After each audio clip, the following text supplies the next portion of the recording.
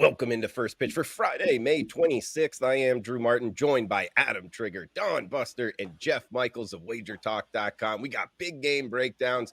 We got best bets for the Friday night slate. It is a big one, and it's starting actually in Chicago for an afternoon slate. Then we head to Tampa for first game up tonight. But Trig, hey man, if you don't mind being the leadoff hitter here, I'm seeing your big game breakdown with the Blue Jays and the Twins. What are you looking to do in this AL matchup here, Trig?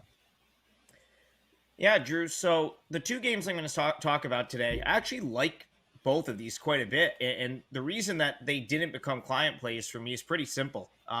The price is just a little too high for me to want to make a sort of a straight bet client type wager on them. But from just a straight up trying to pick a winner standpoint, I really like this spot for the Jays. So the Twins, Drew, I've kind of talked about this since the beginning of the season. They profile as a fade for me. And that's becoming more and more the case based off of their hot start. So the Twins got off to a far better start than I ever would have imagined they would. But if you've watched them closely the last couple weeks, that's started to go away. They've now lost 6 of their last 9 games.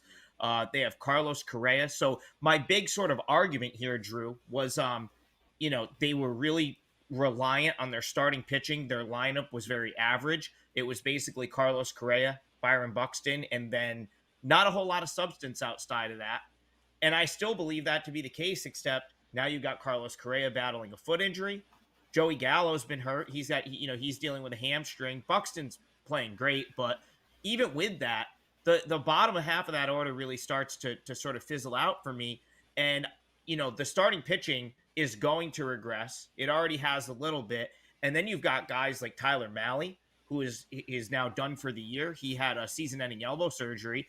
And I'm not surprised that this team has lost 6 of their last 9 games. It's part of the reason that, on Wednesday when we were on the hustle and I'm making my big grand sort of case for the White Sox winning this division, a big reason for that is because I'm willing to play against the Twins. And here I'd be willing to do it with a Blue Jays team that I think has, just been outclassed a little bit by their very, very good American League East division. Inside of their division, the Jays have been terrible. They've lost 9 of their last 11 games, and they've gotten beat up by teams in a very, very elite AL East. They have a winning record, Drew, yet they're 10.5 games behind the Rays. And it's almost entirely can be traced back to the fact that they just cannot beat teams named the Orioles, Red Sox, Yankees, and Rays. The rest of the league, the Jays are 20-10. And so they've struggled against their rivals, but against pretty much anyone else, they've been fine. And here I think they're going to be fine here with what I consider to be the far better pitcher on the mound, and Kevin Gausman. He's a guy that I think it still doesn't get enough credit. You look at the numbers, they're always good. And once again, this year, 3.14 ERA, and he leads the American League in strikeouts. He's an elite pitcher, in my opinion, that doesn't get treated like some of the other elite pitchers in the game do. It's going to be Louis Varland for the Twins today. He's kind of the guy that came in to take Mahle's spot in the rotation. Not a huge sample size here, Drew. It's got a 4 ERA over 10 major league starts. I don't know if I have enough info to go one way or the other, on him to this point, but I do know that I'll take Gausman over him any day of the week. So I'm going to look for the Jays to sort of, start to trend in the right direction. Now that they've sort of got a losing stretch against the AL East behind them. I just think there's too much talent on this Blue Jays team to not be in the mix in that division, regardless of how good the division is. And there's no way they're finishing last. I understand they're in last place right now. They still have a winning record. I still expect the Jays to find their way into the playoffs this year. And I think the resurgence starts here, Drew. So I would actually lay the minus 150. I like the Blue Jays to knock off the Twins tonight. All right, Jays to start playing some winning baseball here in the leadoff spot. That's Adam Trigger, WagerTalk.com. We got Don Buster up next. And Don, I'm seeing you're heading to the Motor City here with a little bit of an early start, 6:40 Eastern with Chicago and Detroit.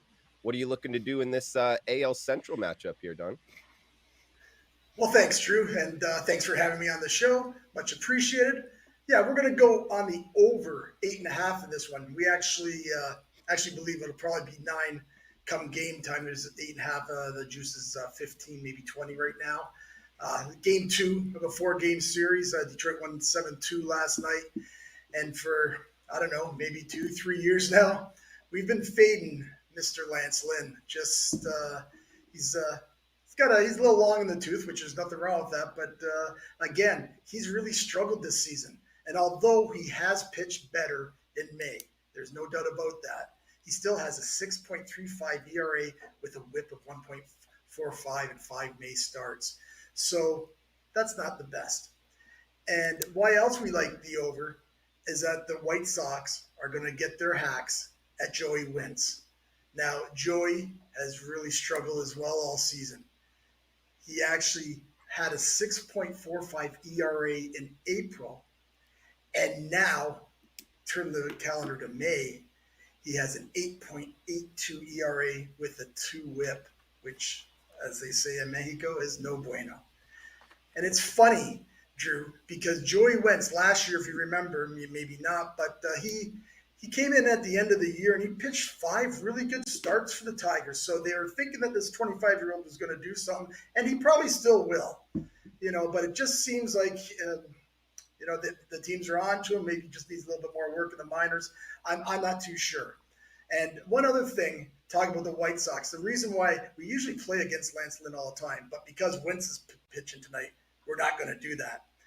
Another reason why we might not going to lean on any side here, but I can see you wanting to lean on Chicago because Chicago against left-handed pitching since May 1st. May 1st, they were 228 as a team against left-handers. It hasn't even been a month, and they're up to 251. So this club are starting to see left-handers very well. They get to see a left-hander that's not pitching very well here. And the last 5 games between these clubs, the overs, 4-1. I think the total should be 9. It's 8.5. We jump on the over here, Drew.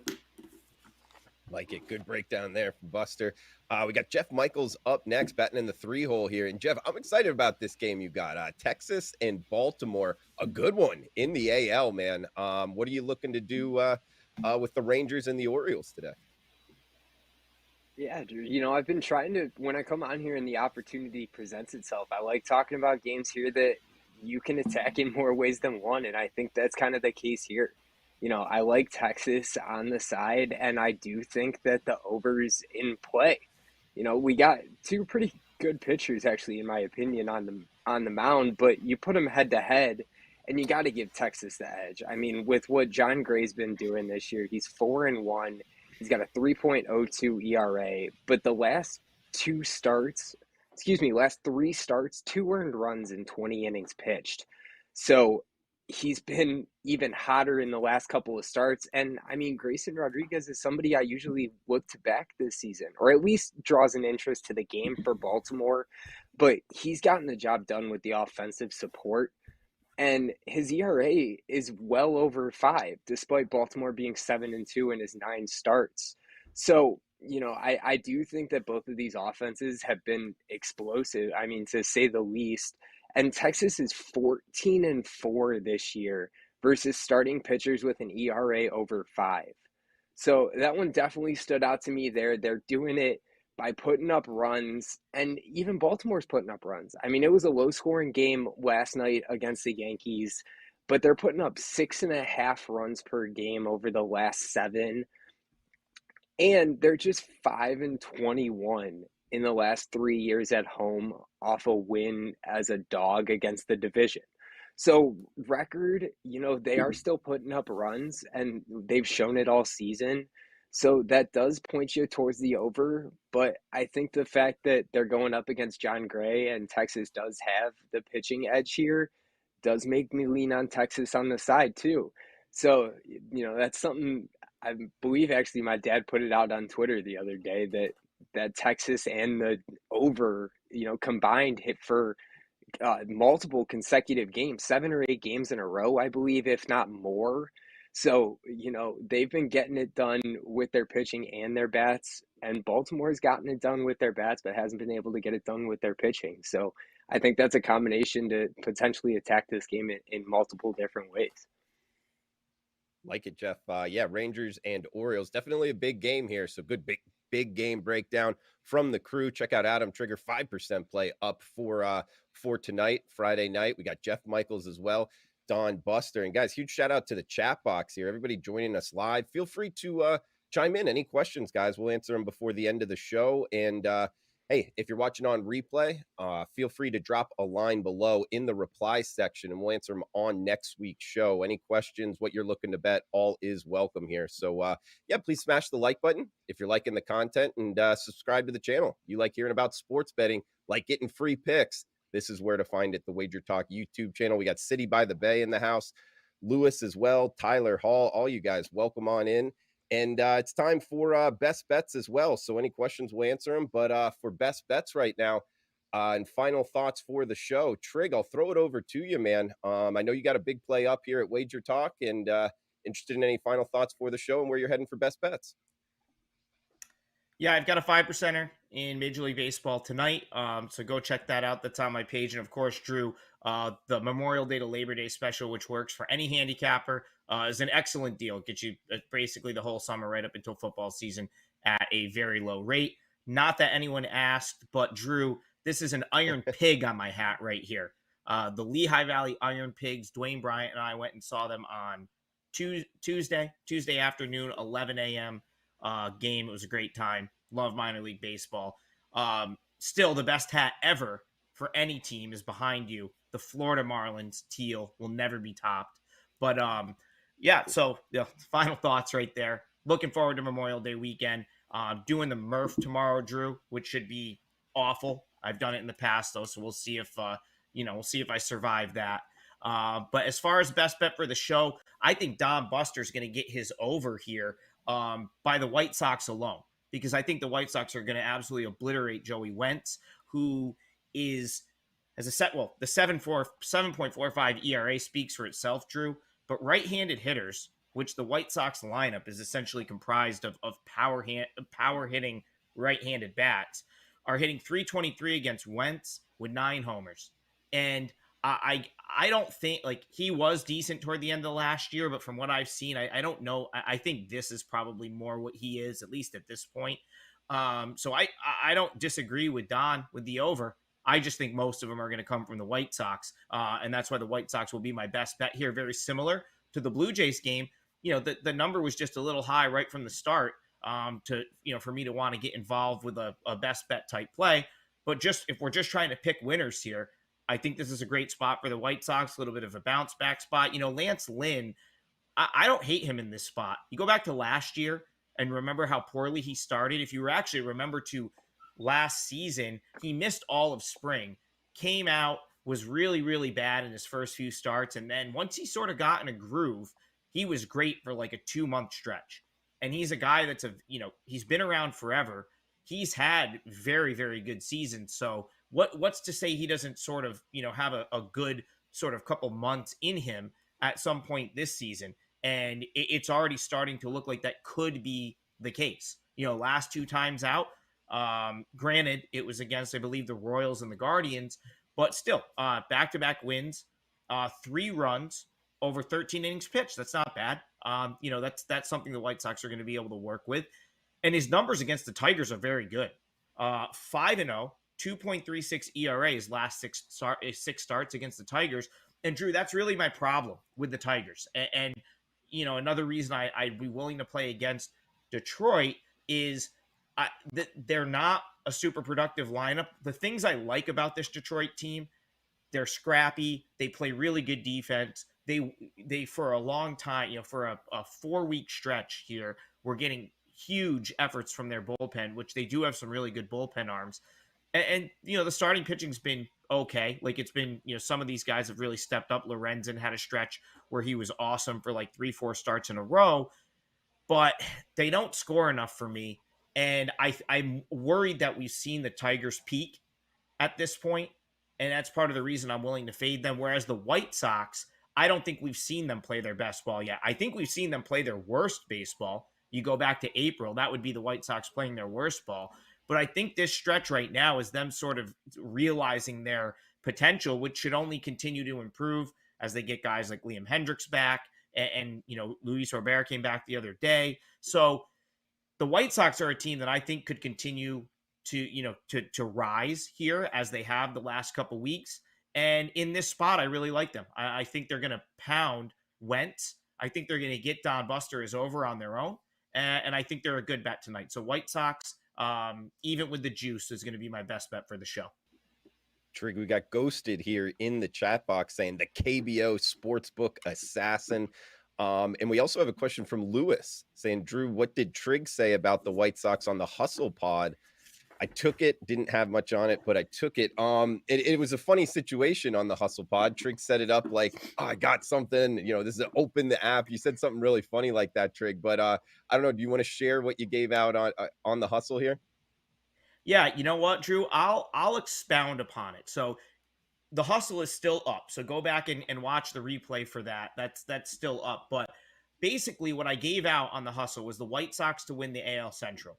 And I'm going to expound upon that and talk about why. So at the time, it was 9-1, 10-1. One of our viewers said they found like 14-1, which is just like a sportsbook operator asleep at the wheel right there.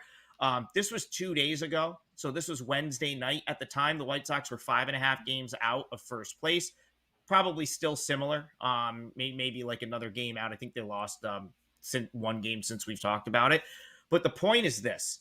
If you look at the expected win percentages in that division, you can pretty much throw the Royals out. The Guardians are still getting like more credit. Like they're still the kind of the expected like second chance team, if you will, Drew. The White Sox and the Tigers, despite the Tigers having a better record than the White Sox right now, have about the same sort of expected odds to win the division. I think I would put the White Sox well ahead of the Tigers, and that's just me. That's my power rating. The problem I had here, Drew, is the fact that like they're implying that the Twins have close to an 80% chance to win this division, and I just don't think that's the case. I think that the Twins are in far more trouble than would be suggested with those numbers. And so, let's say Correa hits the IL.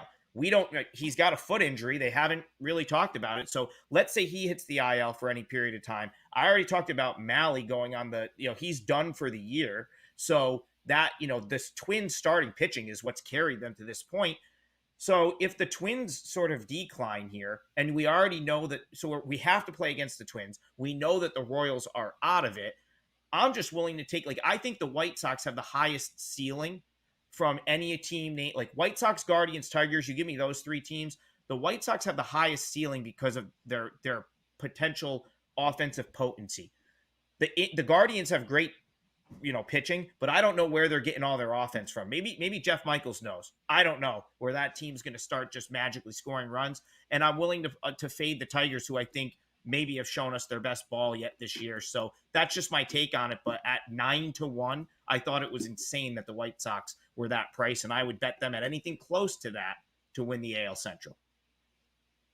I like it, Trig. Yeah, guys, a little plus price there. Dave's saying, which team is kind of the least good in that division. We also got City by the Bay in the house as well, kind of just chiming in. Yeah, somebody's got to win the Central there.